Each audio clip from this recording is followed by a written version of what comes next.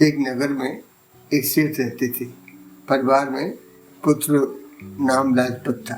कोठी के servant quarter में एक नौकर रामलाल व उसका पुत्र श्याम रहते थे। लाजपत एवं श्याम हम उम्र के कारण साथ साथ खेलते व प्रेम से रहते थे, लेकिन लाजपत का मन पढ़ाई में नहीं लगता था, जबकि श्याम जन्मजात मेधावी होने के कारण अपनी कक्षा में अव्वल आता था। जिससे स्कॉलरशिप मिलने लगी और मन लगाकर विद्या अध्ययन करता। आगे उसका मेडिकल में दाखिला हो गया और रामलाल ने अपने गांव का खेत बेचकर आगे की पढ़ाई भी कराई।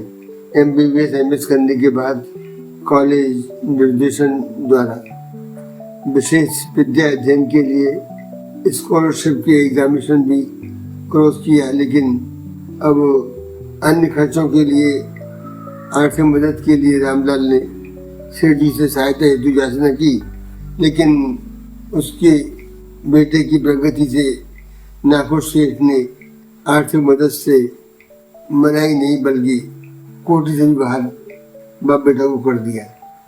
उधर पुत्र लाजपत भी विवाह हो गया, लेकिन कक्षा के बाद डेयरी फार्म का कार्य करने लगा। सेठ स्वभाव से बहुत कंजूस प्रवृत्ति होने के कारण दान पुण्य भी नहीं करता था। अचानक बीमार हो जाने से बहुत रात में खर्च करने से कतराता था। एक बार डॉक्टर ने सेठ को लाइलाज बीमारी मेडिकल चेकअप द्वारा बतलाई, जिसके इलाज के लिए डॉक्टर्स ने बताया कि लंदन में भारतीय डॉक्टर वहीं के अस्पताल में जॉब करते हैं, वही इस बीमारी का स्पेशलिस्ट होने से इलाज कर सकता है।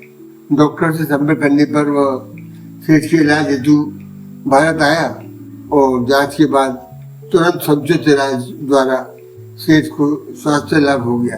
जब सेठ ने डॉक्टर साहब को फीस लेने बाबत चर्चा की तो डॉक्टर साहब ने फीस लेने से मना कर दिया।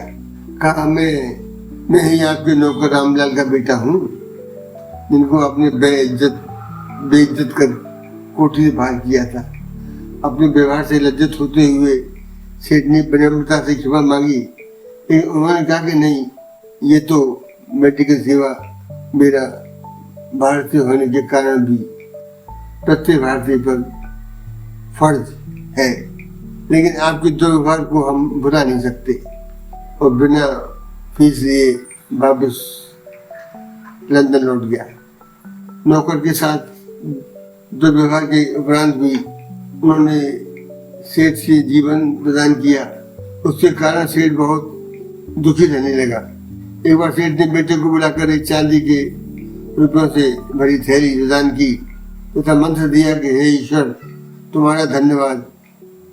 बेटे को कहा, जब थैली में रुपए कम होने लगे तो इस मंत्र को बार-बार बोलना, थैली पुनः भर जाएगी।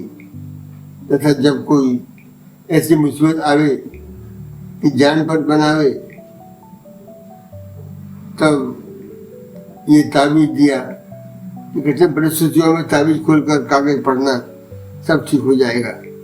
इसके उपरांत उस कंजूस सेठ ने अपने बच्चों से सलाह ली कि ये दौलत मेरे मरने के साथ मेरे साथ कैसे जाएगी, वो रास्ता बतलाएं, क्योंकि इस बेशुमार दौलत में मेरे प्राण बसे हैं।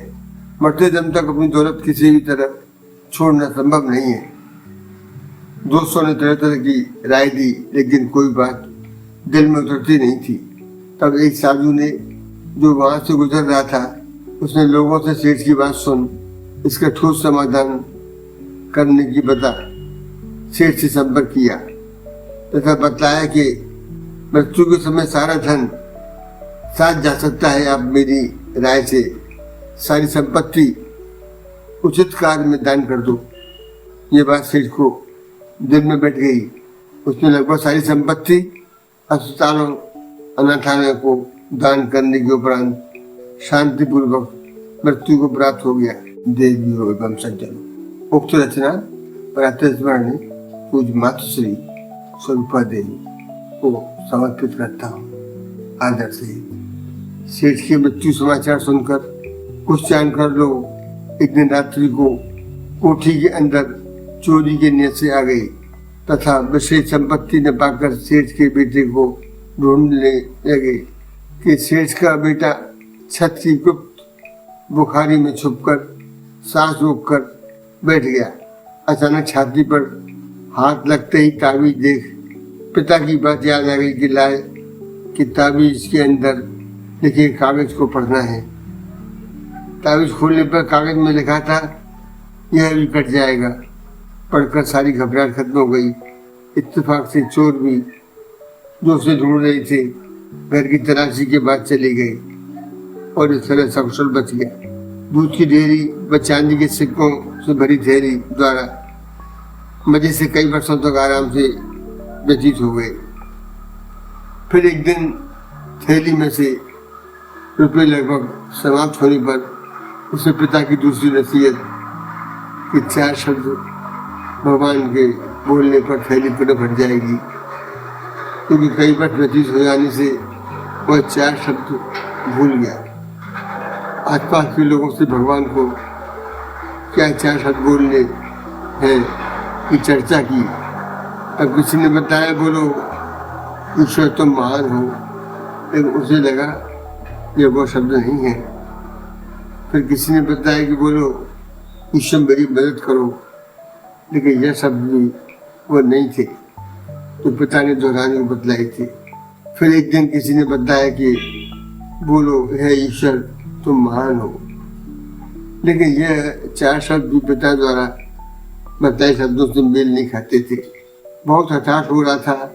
इधर चांदी के सिक्के थैली में से कम होने लगे थे। डेयरी का काम भी बहुत मुश्किल चल रहा था। एक दिन कोई भिखारी उसके दरवाजे पर भीख मांगने आया। घर में बचा हुआ खाना उसने भिखारी को खिला दिया। जाते वक्त भिखारी ने आकाश की ओर मुँह कर बोला हे ईश्वर तुम्हारा धन्यवाद, तुम्हारा शुक्राना। सुनकर उसे पिता के द्वारा कहे 4 शब्द याद आ गए और वह प्रसन्नतापूर्वक नित्य हे ईश्वर तुम्हारा धन्यवाद दोहराने लगा।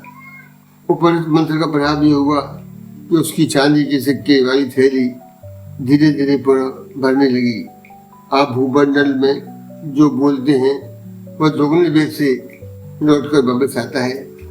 यह अकाट सत्य है।